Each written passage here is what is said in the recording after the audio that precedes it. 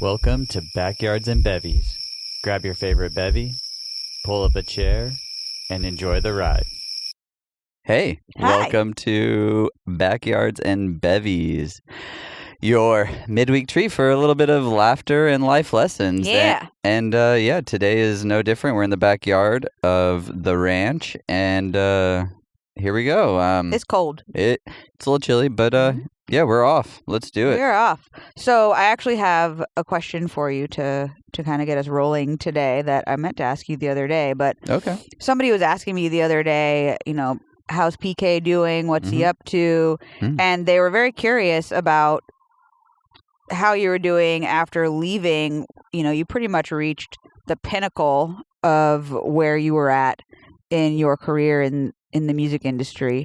Yeah. And they really were curious about, well, how are you doing since you left and decided out of nowhere to kind of put all this faith in yourself and start a new business venture? And, I explained a little bit to them, but I feel like you could really explain it more in depth and better of, For sure. how did you get to that point and then to here? Okay. Yeah. Well, I mean, some people know me and some people don't know me. And I know that we've touched on the fact that I toured for a living and I was a sound engineer, which, most people. What does that mean? Well, most people look down at a concert and they see the little soundboard in the center with the lighting guy and the sound guy. And I wasn't so there was one more. Technically, there was one more step in my career I could have made, which would have been becoming a front of house engineer, which would have been the guy that's actually mixing the sound for the band. You weren't super interested in doing that, though. It didn't seem not like that. Living here in Nashville, that it would have been very eventually probably easy for me to step into a younger band and kind of grow with them. I think that's a progression a lot of people could make, or you just get lucky and fall into a gig. And as I came back, so I was on tour with Queen, and Adam Lambert was the last tour I did, and it was awesome because it was Australia, New Zealand, Japan, and South Korea in 2020, the first 2 months. It was awesome. It was great. It was beautiful. It was all the things. And it was such a big tour that I was splitting the system engineer and crew chief duties with a buddy of mine named Joel. And he took on more the logistics role. And, well, I don't know. I don't know. It was a really even split, put it to you this way. But it was awesome because I got to work with one of my really close friends that I'd known working in the industry for almost 12 years. Then he was a student of mine, very briefly, I was a lab instructor of his. What? Yeah, and we'll get to that eventually.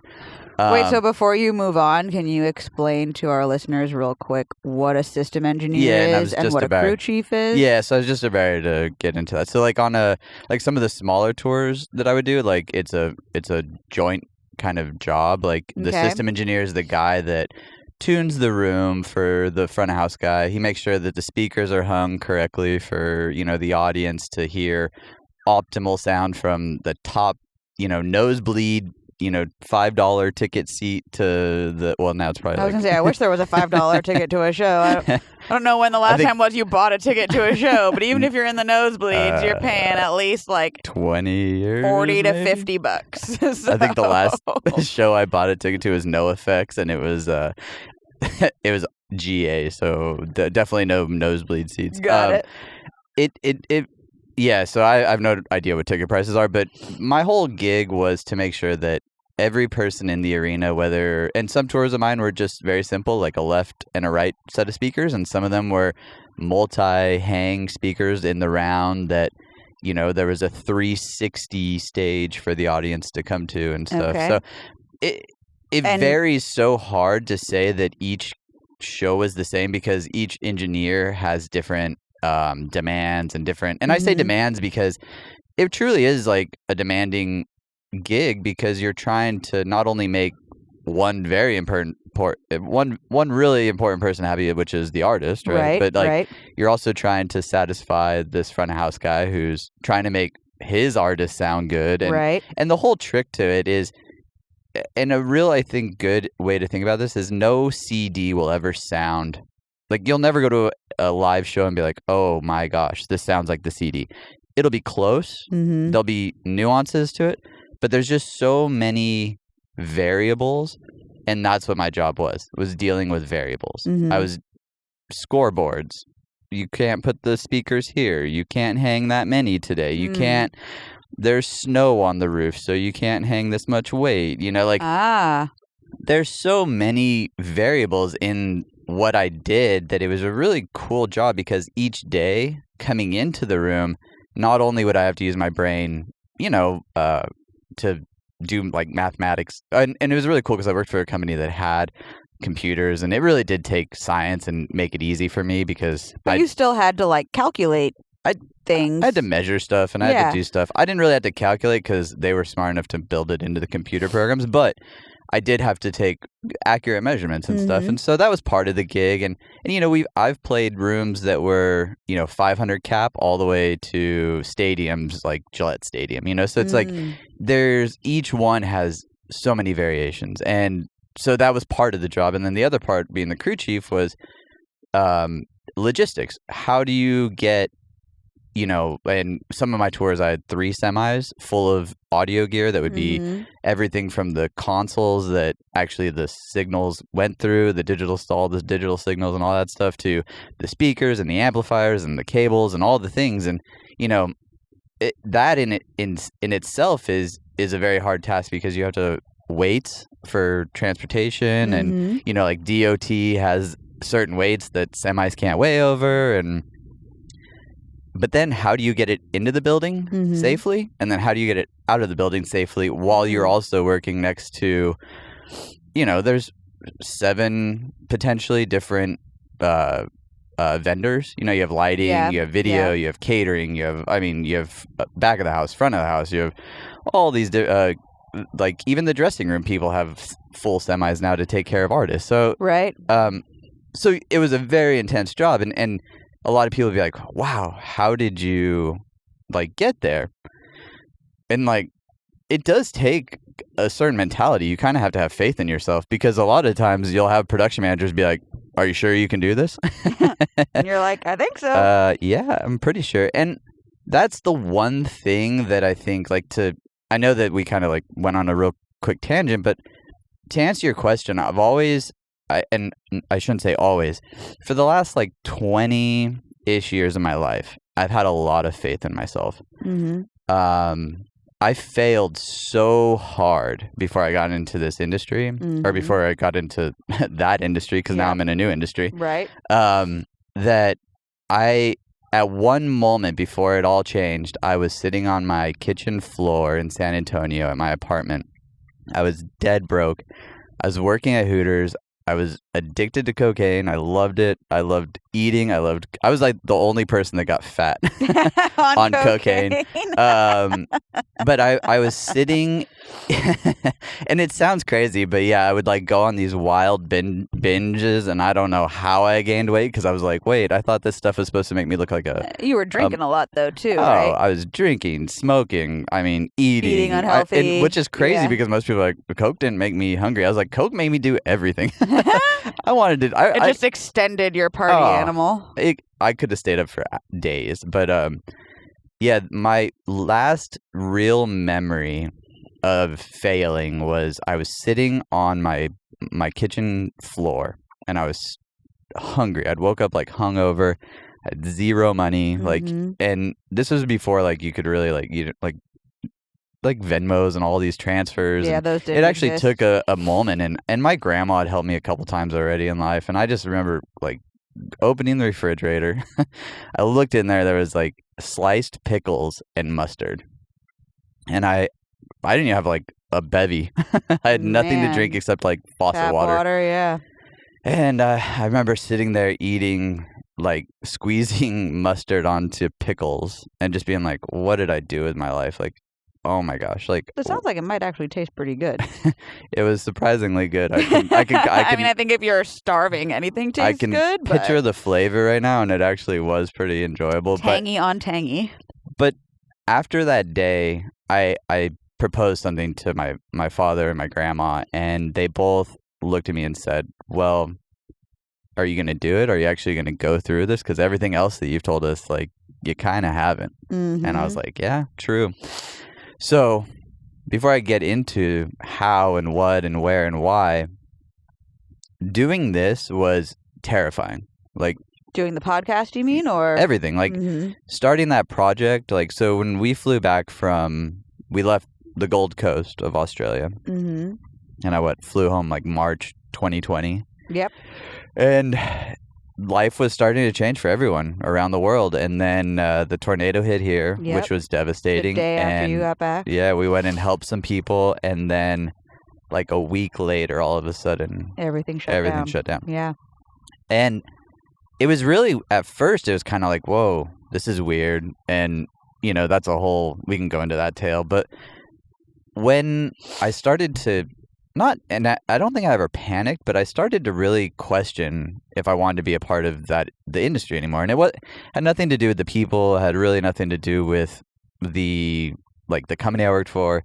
It was a mixture of everything. It was like, well, I don't listen to authority really well. That's true. I kind of always want to do my own thing. Even though it might work out at the end, I've always been the button pusher, the rebel, yes. I'd get the calls from the company, or I'd get the production manager being like, we don't really do it that way on this tour.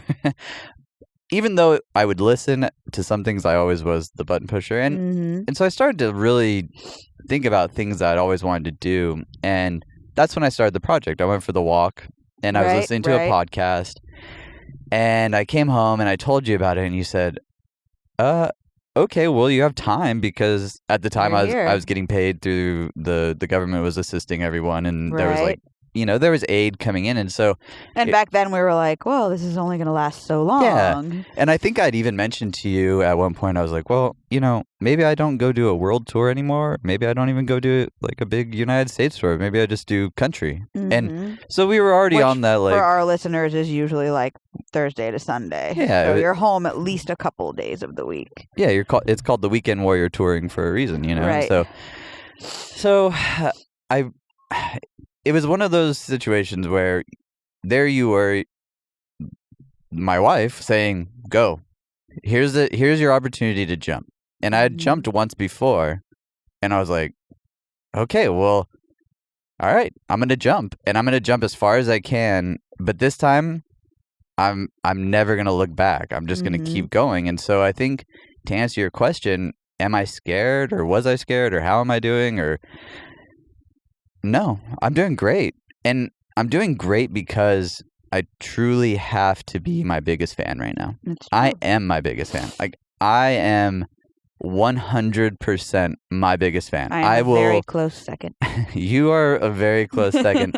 And there's a few people out there that are, thirds and fourth and fifth, and, there's a lot of support out there. But at the end of the day, even if I was posting stuff or doing things, and at the end of the day, I would still do it until it finally worked, because I don't want to go back to anything else other than this, because I'm really enjoying being home with you. I'm really enjoying being home with like the little guy. And the only other time that I knew that I had done something like this, I have the exact same feeling. And it was that day on the floor in San Antonio, like, as crazy and emotional of a feeling that is, it's a real emotion, because it's like, whoa, okay, I've done something once so wild and so different, and I stood up and I said, okay, I don't want to do this anymore. I'm going to do something else that I know that it's all possible. It's just a matter of time, a matter of consistency, and a matter of like drive. And some days it hurts. I'm not gonna lie. Like, some days I sit here and I watch stuff and I do things and I wish things, but it doesn't happen. And if anything, it dips, and I'm like, oh, ow, that hurt. But it's that same mentality that I've already gone through it. Like, I've already been there. I've done this one time. I can rewrite myself, and I can rewrite everything I'm doing. And whoever doesn't believe in me, that's fine. I don't need it. That's the thing that I think sets me apart from a lot of people in life, or a lot of like emotions in life, is that I don't hold emotions on. Like, I don't hold on to them. Like, I just keep going. Like, we can get into an argument, or we could have like whatever. And I'll be like, yeah, okay, bye. Whatever. It's fine. Let's just move forward because that's what we need to do. Same thing with this. Like, I'm okay with everyone not liking it. Mm-hmm. But I'll change to hopefully maybe make one person like it then. Mm-hmm. And then okay, well, how can I better it? And I think that, and you see that every day because I'm constantly coming to you with ideas, and True. I'm like, and that was the same thing when I went through going through the audio industry or the concert business. I wanted to learn and soak up and absorb because I didn't want to be at the bottom. Right. Like my whole life up until recently was about how do I get to the top to make the most amount of money. Very ambitious. Yeah. I've always been that. And I did. I did really, really good. Mm-hmm. And it was awesome. But when it all went away, that was the scary part, was like, oh my gosh, I've never seen something go away like this. Mm-hmm. And I never want that to happen again. So how can I do it differently this time? And I think that was the kicker. Yeah. So back to San Antonio. So, okay.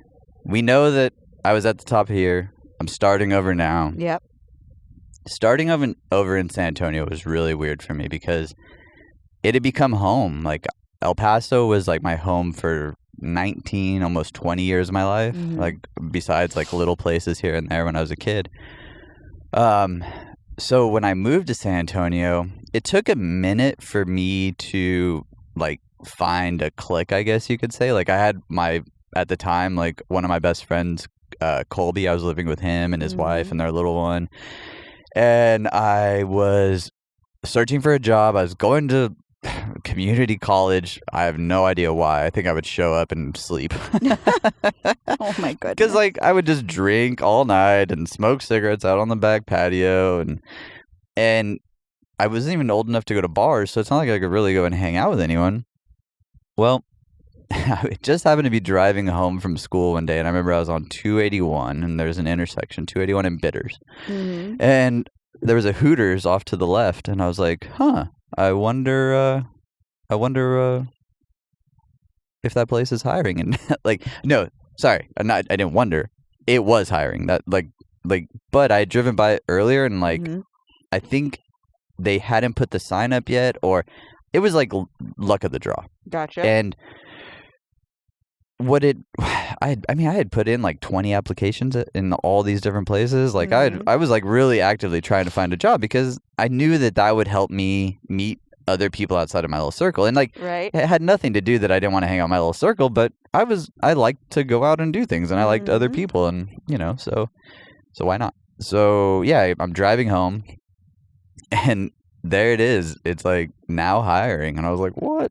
Mm-hmm. And I drove this little green Ranger at the time, and I don't know if I went home and then came back, or if I just exited and went straight there. And I was like, I'd like to fill out, and this is before like online stuff. Oh yeah, so, you have to go fill out an application in person. Yeah, it took forever. Actually, back then it didn't, because I only had like, 2 jobs and one place. I didn't really have to fill out a bunch of schools. So, and my like trades were like, I know how to work. Ta-da. And they had just fired. I mean, like, I think immigration had come through and taken a whole bunch of their back kitchen staff. And there was one other white kid, 2 chefs, and then a whole bunch of like handful of like just randoms, and then a whole bunch of guys that were gone. And so they were instantly like, yeah, can you start tomorrow? And I was like, wow, sure. So that started meeting people, and it was awesome. Like, there was a couple bars, I'm not going to name names because I would go there underage and hang out. But at the time, it really wasn't like it is now. Like, there was still, I don't know, I guess, and I'm going to say this in the only way I know how, I feel like we still had a little bit of self-control. Even though we didn't, we still knew that, like, if we were too drunk, we potentially... Actually, no, I'd take that back. No, we drank and drove a lot. Maybe we had no idea. Yeah, I was going to say, I'm pretty sure you didn't have any self-control, hence the waking up on the floor after a night of binging all the things. That came with time. Like, I was always a wild kid growing up, but I also was a follower. I didn't really have, I think, my own identity. Mm-hmm. I think I wanted to be multiple identities because I had a lot of cool friends. And I, like I really looked up to a lot of guys, and I did always hang out with older guys. And so, like there was qualities that I always like lacked myself, I think. So, of course, working at a restaurant, you're going to meet older, younger, middle, you're going to meet the whole demographic, right? And so it was easy for me to be like, oh, hey, after work tonight, we all just had a really bad shift. It's Friday night, and we all just want to go rage. Do you want to join? It's like, yeah. Yeah. Where are we going? And I'm only 20. They're like, don't worry. We'll get you in. And so it was nothing on them because I was my own person. I just wanted to fit in because I was in a new town. I didn't have a lot of friends. And, I ended up, it was awesome. Long story short, working at Hooters is a completely long story too, but I had fun. I dated, a couple of Hooter girls. We, obviously didn't work out because I would have rather partied than be in a relationship. And I just never was good at relationshiping. And to them, they were awesome people. They treated me well. I was the jerk again, like most times. And so as I moved through that entire experience, I met so many different people, and it was mainly because of the bar situation. It had nothing to do with really Hooters, because we would leave Hooters at night and we would just go out and we would rage. And we had that little area, and what ended up happening was like, a Hooter girl would go work here, and then we would start to like inhabit this bar and start to go to this bar and start to go to this bar. And through there, I met a lot of guys that probably I shouldn't have hung around. Probably. And I knew I shouldn't have hung around, but I did. And that was like that was like really what led to the path. It wasn't that the people were bad people in general. It just, I allowed myself to have too much fun in the wrong crowds, because like the Hooters crowd, I still talk to a lot of those like girls, and I still talk to a few of the guys, and they're awesome. They support the show. They've always been super supportive of me being in the touring industry. Like the other day I found a book downstairs when I was going through like the old baseball cards, and they made it for me when I was leaving, and it's all just like the sweetest stuff, like go get it Philly, and Philly cheesesteak, you're the man. And I am gigantic in those pictures. I mean, I went from weighing, like, I think I left high school at like 145, 150. And I was like 240. And some of those, I mean, I am a whale. And I think that was the other thing too, is I was watching myself I was internally eating, I was like imploding. You're eating your feelings? Oh, I was eating feelings. I was eating, and then like, I didn't have the best relationship with my mom and dad at the time, and so it's like, everything in my world is like kind of crashing down. I went through a falling out with one of my friends, and I mean, it was like there was a bunch of stuff that just unfortunately had to happen because of kind of what I was doing. Yeah, and I don't blame anyone for it. I blame myself for being the implosion and the explosion and the bad friend at times, or the liar, and the whatever, and I look back on it and I'm like, well, that sucks. Because it did take a long time to mend some of those relationships, and some of them will probably never be mended, but whatever, like, I just have to move forward now. Right. So you made a deal with your grandma and your dad. I'm sitting on the ground eating freaking pickle chips and mustard, and like I've said before, like I always had this crazy obsession with wanting to be a roadie, and I have no idea what it was, because it's not like I've watched movies about roadies. It's not like if anything, I should have been a dirt bike rider, because that's all the movies I watched. And so I had a real junky. I mean, it worked. I've had the computer for years, but it worked, and I picked myself up off the floor. Maybe I had to shift that day. I can't remember if I even went to work that day. Maybe I don't know. Who knows? Probably did, and then started drinking, so I probably forgot that part of it. But I went in, and Google was just starting to become kind of a bigger thing, a more accessible thing, and so I went in. I Googled. I'm gonna say music business, or maybe I even typed in roadie. Yeah, like roadie school or something. It definitely wasn't anything smart. It wasn't like audio engineer or technician or anything like that. It was like literally I typed in the most basic generic search, and a school called Full Sail popped up. Mm-hmm. And it was everything a website should be. It was bright. It had all the right pictures. Yeah. It was the answer that I was looking for, you know. And at the time, like, God was not a part of my life, but God definitely was like, here is Full Sail. Right. And I was like, what is this? And of course, like, there's no prices on anything. There's no, like, it's a very vague description with just some awesome photos of what you can do in life. Right. And I was like, okay, what's this place? And obviously, internet back then was more like, you know, moving at the speed of smell. Mm-hmm. So I clicked on the link, and, you know, maybe 5 minutes later, the whole webpage opened up, and it had all. And then the craziest part was I didn't know there was multiple parts to the music industry. Like, I didn't know there was recording studios. Yeah. Like, I didn't know that.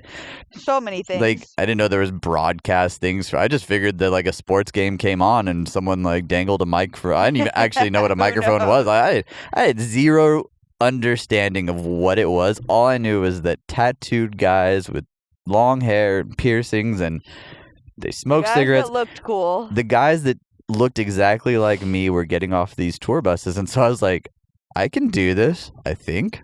Yeah. Sure. I don't know. Like, I'm literally telling myself, like, that was like the first moment in life that I told myself, like, well, tomorrow I'll be 1% better, and I'm going to read about this. And so they obviously had probably some of the first ideas of email marketing. Mm-hmm. And so I put my email in, and they sent me an email the next day with, like, hey, like, whatever, we got your stuff. We can't wait to talk to you, right. You know? And I kept reading. I'm going to go and say that I went to work that day. The next day, I probably woke up really hungover again. And I finally got a phone call, but I don't remember oh man, I'm gonna say the girl's name was like Shay or something like that. She was we talked for, I mean, we were friends via phone. Yep. For easily a year, even into my Full Sail. Like, she like checked on me. I don't know what it was, but there was something about it that she was just awesome. And so she got me linked up, and she was like, well, you know, we have 2 different places. Where do you want to be in life? I was like, you have a tour bus on your freaking website, I think. Uh-huh. And, you know, like, or, you know, you have these pictures of these concerts or whatever I said to her. She goes, oh, so you want to be a part of the show production side?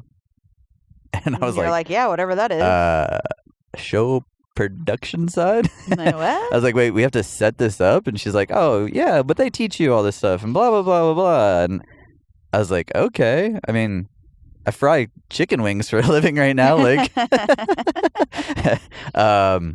is that job available there? Uh-huh. And obviously not. But so she started the whole process with me, and I really had to, like, dive into myself and say, okay, well, I can either continue down this path and probably next year weigh 340 pounds and really love cocaine even more and really love booze, and maybe in 2 years I'm definitely never touching my toes, knees, and or belly button ever again. So what do I have to lose? Mm-hmm.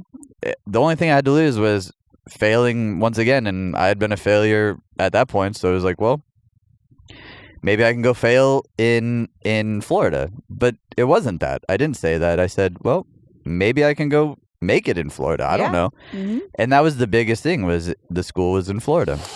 At the time, there was no online classes. There was no, you know, virtual stuff like that. It was, you got to show up. You got to come and put your hands on this stuff, and you got to learn. And it was like, okay. And it was interesting, too, because the way that she, you know, like, told me, she was like, well, yeah, it's a year. And I was like, what?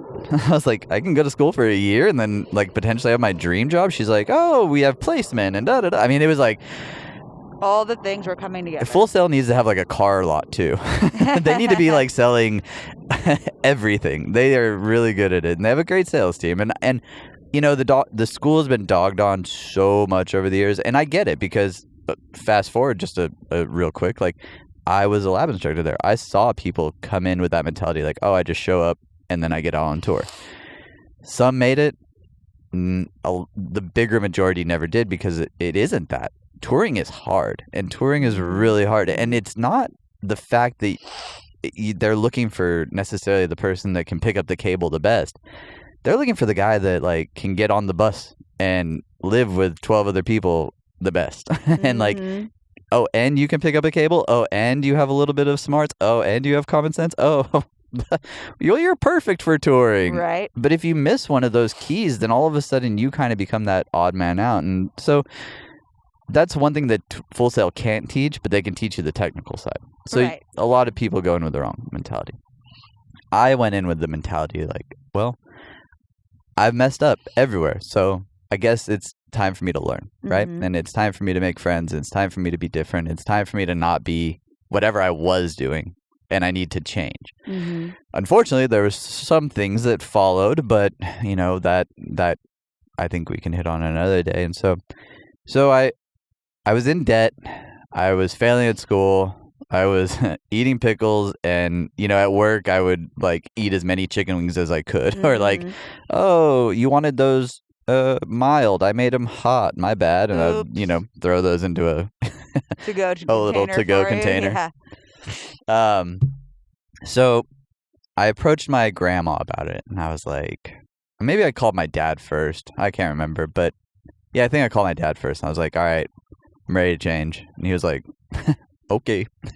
Sure, you're ready. Heard that before. He could probably tell the story a little bit better, but yeah, there was definitely doubt in his voice. I mean, I don't remember it exactly, but I know the feeling exactly because I've had it multiple times through me coming up in the careers and meeting people and telling people my ideas. Yeah. It's hard for people to hear something new because it's like, okay, well, I mean, that's different and that's not what I'm used to you doing. And I think that's the hard part is that people get used to you specifically doing something. And so when you go to tell them something new or like, hey, I think we should change this or we should try this, it's really hard because it's like, well, no, but you've always done it this way. Right.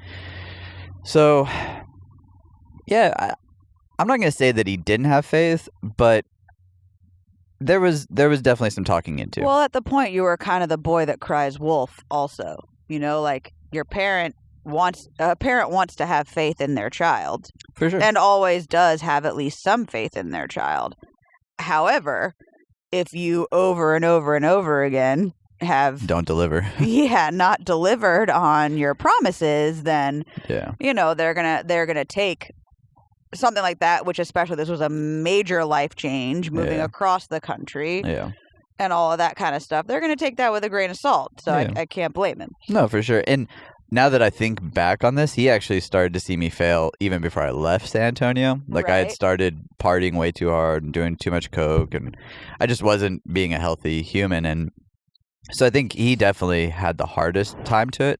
My grandma, the lovely lady she is, she had faith. This was Virginia? Yeah, this was my grandma, Virginia. And she, you know, she was just a lover. You know, that was one thing that I think about her that just stood always out to me. She just loved, and she would love, and she would give you her shirt, you know. Didn't matter if that was the last shirt she had, but I approached her with the idea to pay off my debt so I could leave because Full Sail was going to be expensive.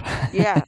I remember when I was looking into graduate school, Full Sail was one of the universities that first popped up in my search since I was looking for a music business master's degree, but there really aren't any. Yeah. But it was really expensive. It was. And it's a business, you know, and we can argue that till the cows come home. You know, a lot of old roadies would always say like, well, I came up the hard way. Yeah, you did. You started learning by working in a shop or and I mean, like, that is the hard way. I also came up the hard way because I had to read about it and then try it. Right. You know, like there was still learning involved. It just was in a different medium. And unfortunately, a lot of the older roadies, or I should say good on the other old roadies, that they didn't have to pay for it. True. You know, like True. that was the one thing that they had the advantage was like, they were like, well, I'm debt free, dummy. So, yeah. So your grandma was like, okay, I believe in you. Here's some money? No, she didn't give me a lot of money. She took care of some small debt that was I still had to take care of a lot of stuff. There was still a lot of conversations of how I was going to do it, what I was going to accomplish, what I was going to give them in return. Mm-hmm. And even after graduating there, I still effed around because I was that person up until like 2 years ago. Yeah. Then she signed off. She said, okay, let's do it. I will do it. And I don't know if I made a promise, but I told her I was going to try my hardest and I would make sure that I graduated with as high as I possibly could. Mm-hmm. And in the roadie world, it sounds so weird, even to myself, like saying that I eventually graduated full sail as a valedictorian. So cool. It is cool, but it's, you know, like there's a little bit of like, that is awesome. And it felt good. And my family was really happy. Valedictorian out on the road doesn't matter. Mm. Like that was like, if I told someone that, they would have punched me. And I say that in the nicest way, not because that there isn't like a respect, like, oh, cool kid, you worked really hard. There's still like so much extra work to be done out there that no one has time to really care about what your degree is. Hey, what I need you to do is go take those cables that are really heavy and they're frozen because we just took them off a truck in Saskatoon, Canada, and it's negative 20 degrees outside. I need you to go figure out how to warm those up so they don't break. And I need you to get power over here so then we can run these motors so then we can fly the speed. You know, like the least of anyone's worry on the road is what education you got. Right. Execute, get it done, and there's a show in 12 hours. We have zero time to care. Mm-hmm.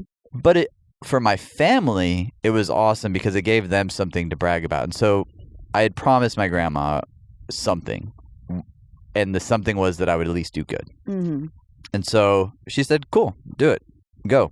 Like, here is all the things that I can give you without basically paying for it, and go do it. And so I started to do some of my first logistical, like, kind of planning. I was like, okay, well, how do I leave Hooters now? Mm-hmm. How do I need to find an apartment. I need to, and thankfully they had a great system there that like gave you lists of stuff and people to reach out to. Do you want a roommate? Do you not want a roommate? Blah, blah, blah. Mm-hmm.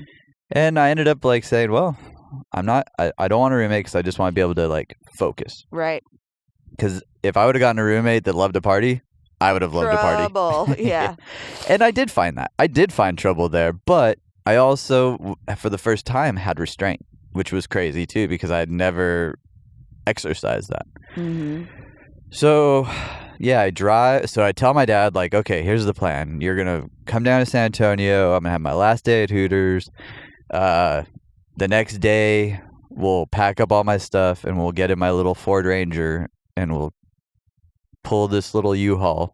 No. And we'll drive.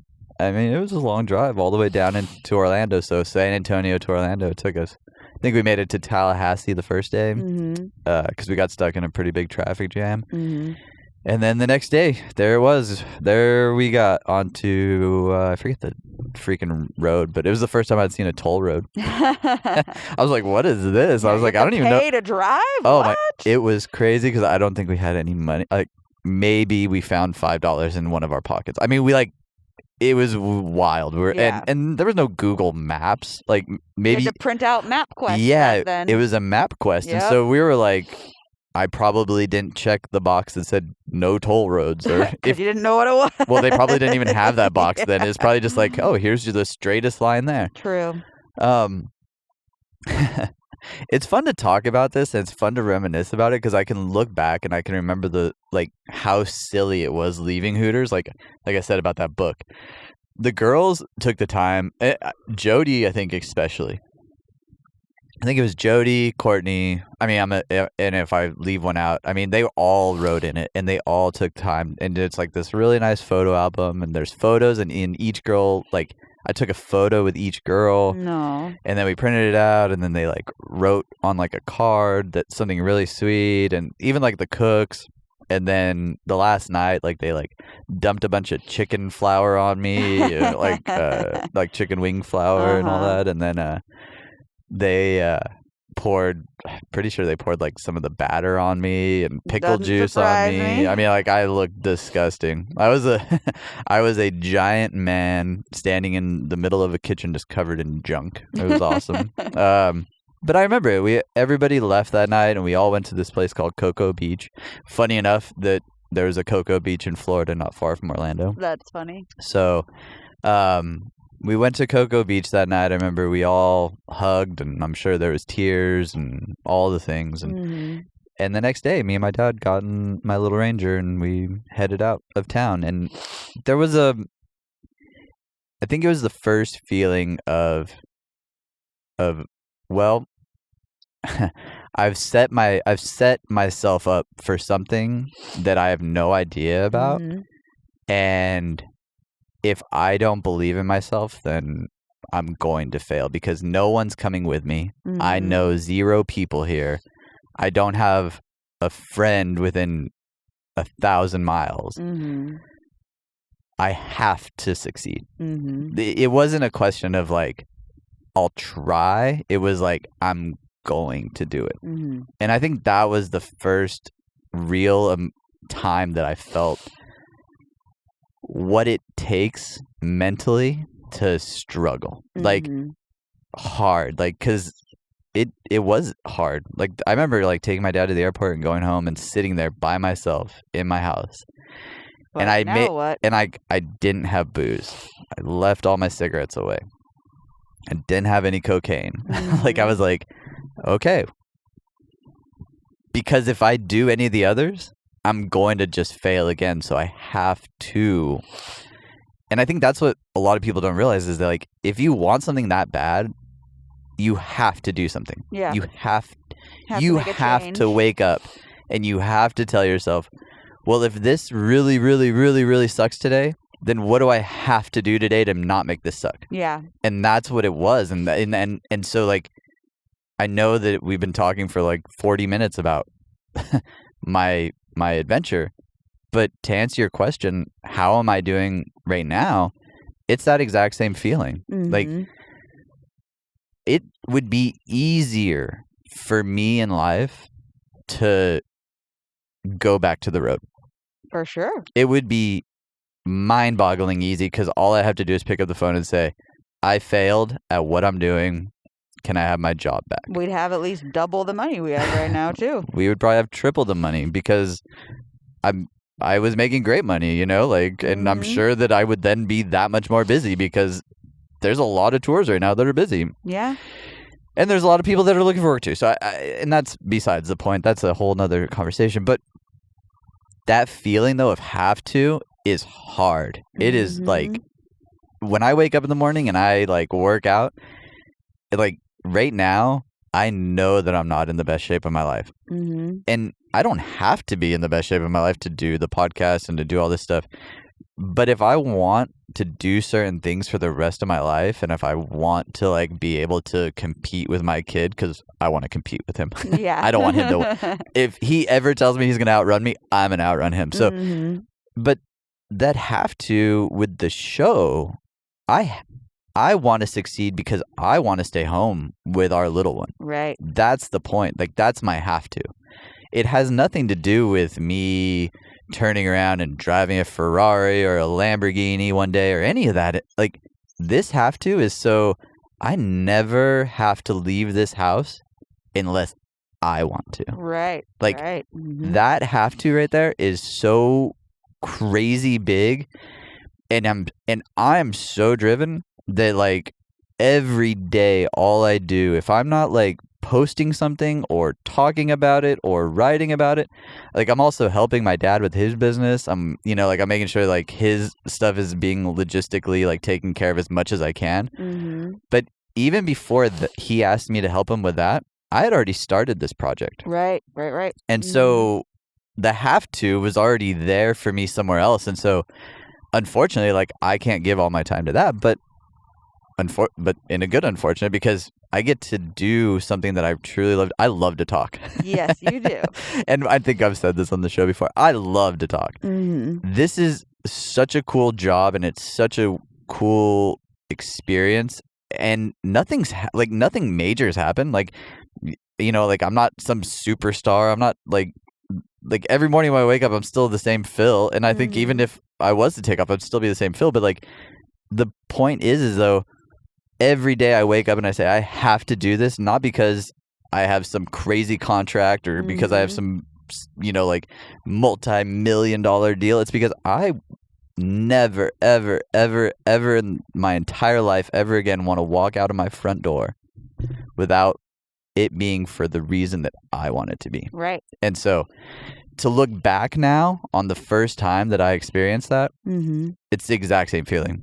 I'm okay. I am like better than okay. And I remember sitting there by myself in my little apartment. I forget the name of the apartment, but it was whatever. I'll have to look it up one day, but it was janky. You know, like there was a drug dealer who lived across the hall from me. It was a bunch of just kids that either went to the college, UCF, University of Central Florida, or they went to Full Sail. So it was like rich and rich. And there was like another, like inside of there was people like me, but you know, there was a lot of like partying happening. It was Florida. It was never cold. It was, you know, the beach was 45 minutes one way. You could see the sunrise in the morning and the sunset in the afternoon at either, coast to coast. And it was awesome. And so getting to that point right there, though, was so mind-boggling hard. Not because it was exhausting or anything like that. It's just I had to suck it up, and I had to be like, okay, well, if I want to be in the music business, then I have to go through all of this right now. And the scariest part was I had no idea any of it. Yeah. None of it. Yeah. Then I found working out. Oh. But I had always kind of worked out, but I kind of just worked out because it was easy. But when I went to San Antonio, I didn't work out, obviously. Right.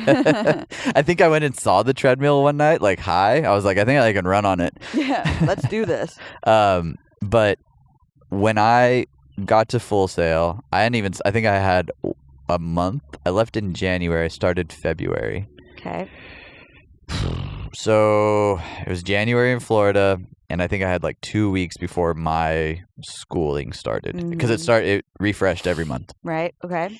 And excuse me. So I found the gym and I started to walk on a treadmill, and there was another have to. Like I knew that to be in a business that was going to not only challenge me probably mentally, but challenge me in a new way, that I couldn't be the weight I was. Yeah. Not because I couldn't do it. I mean, whatever. It was going to be a lot harder on you, for sure. It was already hard on me. Yeah. Because I could feel it. I could feel every day waking up was just like a struggle for me. So I was like, well, if I'm not going to drink, I might as well get in shape. Yeah. Yeah. So that was the start. And then I think my first photo at Full Sail, I still have it. I'm in like this red fox shirt. And I think I dropped maybe like 20 pounds or something like that. But you can still see it. Like I have like very little tattoos. I don't even think you can see a visible tattoo on me. Oh, wow. I can't imagine. And I've like, it's such a funny photo. But that first class that I walked into, I was terrified. I was like 20, because I was also around 18-year-olds, 19-year-olds. Sorry, I keep sniffling. It's a little chilly. It's starting to get a little chilly. I'm freezing.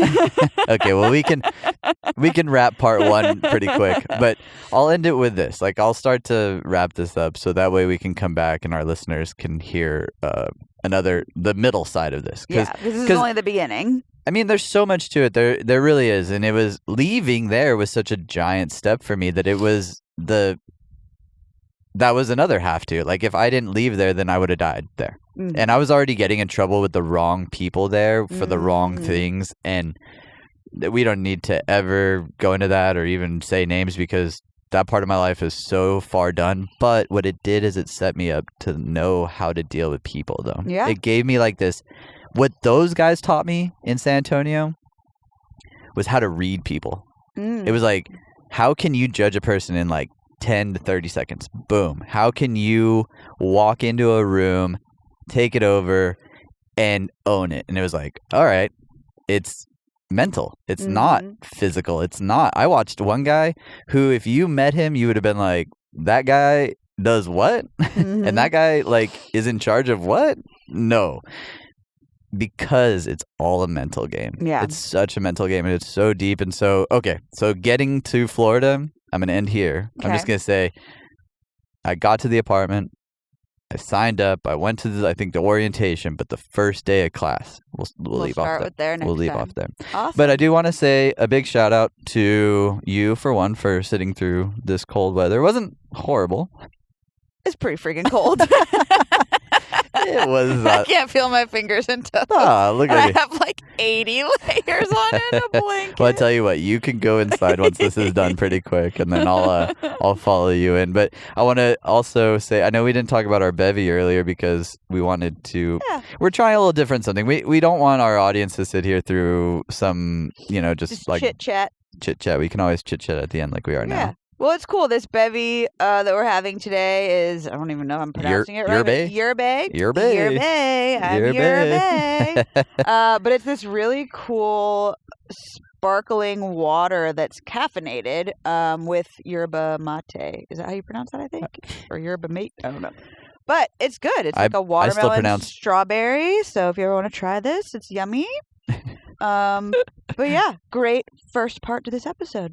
Yeah, it was fun. I'm gonna leave it at this. That's saying, like, it's weird to sometimes think of yourself as your number one fan, because a lot of people can take it as like cocky or arrogant. You gotta have confidence in yourself. But if you don't, then no one will. Right. And so there is a part to like showing people, like, look, like, I got this. Just let me do it, and I'll prove it to you. And I'll definitely touch on that when I started touring, because that is what touring is proving people that you can do something. And so, but yeah, I think we're gonna drop this episode in 2 weeks. Yeah, we have my buddy Adam on next week, who's big in the. What was it? Not producing. I'm forgetting the term right now, but he is big in the songwriting world, and actually had some giant hits come out of his world when he was out with FGL on the Tree Vibes bus. Very cool. Yeah, so he is going to come out, and he's going to talk to us. He already talked to us, but we're going to drop that episode next week, and then we'll drop this one, and then we'll do part two after. Yeah. And we just want to thank you all. So hopefully by the time you're listening to this, the Etsy store will be up, because we are getting our last shipment. So you're probably listening to this part for no reason, because you can already go and buy something. There you go. But we just want to say thank you so much. I am probably not going to be able to bottom this up because I didn't take a lot, but I will say, Yerby, you did a great job, watermelon strawberry, and we just want to thank you for the caffeine today, because I needed it. For sure. Stay warm. Cheers, everybody. Have a wonderful week. Cheers, and bottoms up.